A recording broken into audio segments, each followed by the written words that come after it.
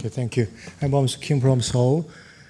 In patient with ischemic stroke, the presence of collateral flow is a very important parameter in determining the initial presentation as well as outcome after treatment.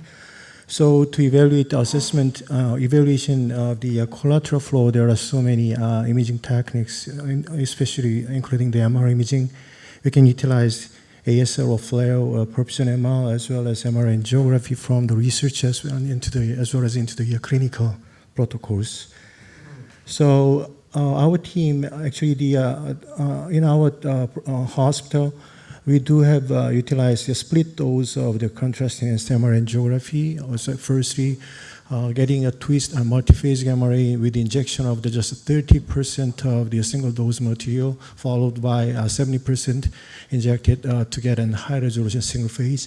So to utilize this low dose time resolved MR, low dose time resolved MR angiography, we generated a cross correlation analysis to make a parametric mapping, and for that maybe detailed is described in and this article as well as in the poster. And now we demonstrated that the making a Perfusion map from this low dose time resolved MR angiography is quite feasible, demonstrated by occlusion of the ICA. And this Perfusion map is from the low dose TRC MRA, reasonably low, but anyhow, we are in process of clinical validation for further application. Anyhow, the advantage of this one is that we can utilize this low dose time resolved MR angiography and combining the other contrast enhancing studies. But we was curious that how about the effect of the order of these contrast enhancement studies? Is there any effect on the perfusion parameters generated by us?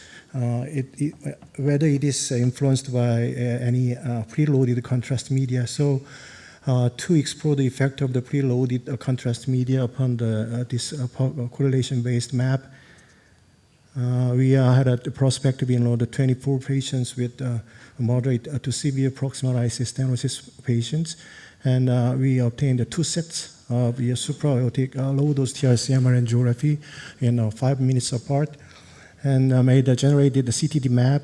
And for comparison purpose, we auto-segmented 18 regions by the template and compared the mean time delay at each region, and it showed no statistical difference in the mean time delay at 18 regions. So in conclusion, we think that this preloaded contrast media does not affect the image quality of the CTD map. I mean, not strictly speaking, the time delay quantification, but not the image quality. So thank you. You can fly to my poster to number 24. Right.